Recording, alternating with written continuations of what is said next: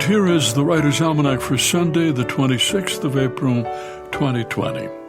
It's the birthday of the screenwriter Anita Loos, born Mount Shasta, California, 1899. Went to work in Hollywood, wrote about 150 screenplays. Best known to us for her diary of a young woman named Lorelei Lee. It came out in 1925 in a magazine and the next year in book form. The book, entitled Gentlemen Prefer Blondes, became a hit Broadway musical starring Carol Channing, Hollywood movie starring Marilyn Monroe. Anita Loos, who said, "The people I'm furious with are the women's liberationists. They keep getting up on soapboxes and proclaiming women are brighter than men. That's true, but it should be kept quiet, or it ruins the whole racket." It's the birthday of the philosopher Ludwig Wittgenstein, born in Vienna, 1889, who said, "Philosophy is like trying to open a safe with a combination lock.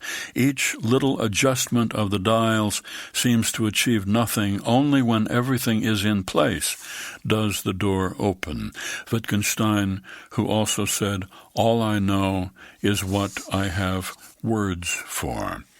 It's the birthday of John James Audubon, born on Haiti in 1785, grew up in France when he was 18, liable to be drafted into the Napoleonic Wars. His father got him a false passport so he could escape to America. He was fascinated by birds in America. He began to study them more closely. He found some eastern phoebes nesting in a cave, and he had read that they returned to the same spot to nest every year. He wanted to test that idea, so he sat in the cave for days reading a book until they were used to him and they let him approach, and he tied string to their legs to identify them, and sure enough, the next year the same birds were back in the cave. It was the first known incident of banding birds.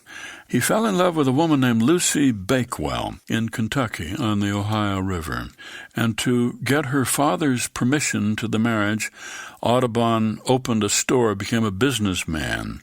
He was not a very good one, though, and so Lucy took on the breadwinning responsibility as a school teacher, and Audubon traveled all over the country collecting specimens for his book. Birds of America came out in 1838, a big book 2 feet wide, 3 feet tall, 435 life-sized, hand-colored plates of birds. It was a great success.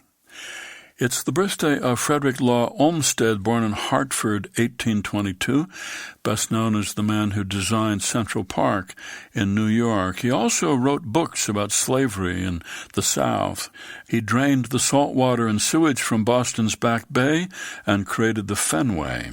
And he was a leader in the conservation movement, helping to preserve the Yosemite Valley and Niagara Falls.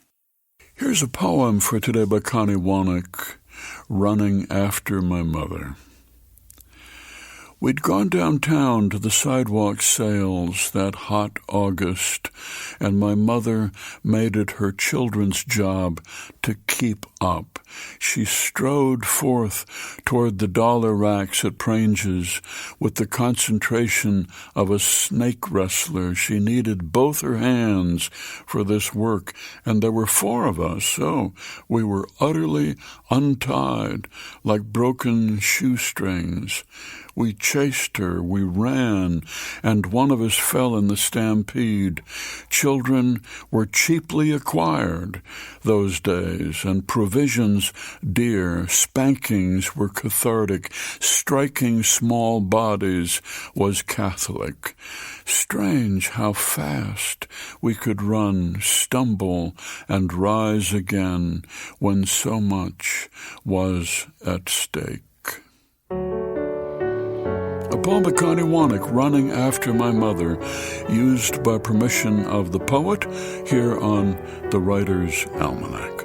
Be well, do good work, and keep in touch.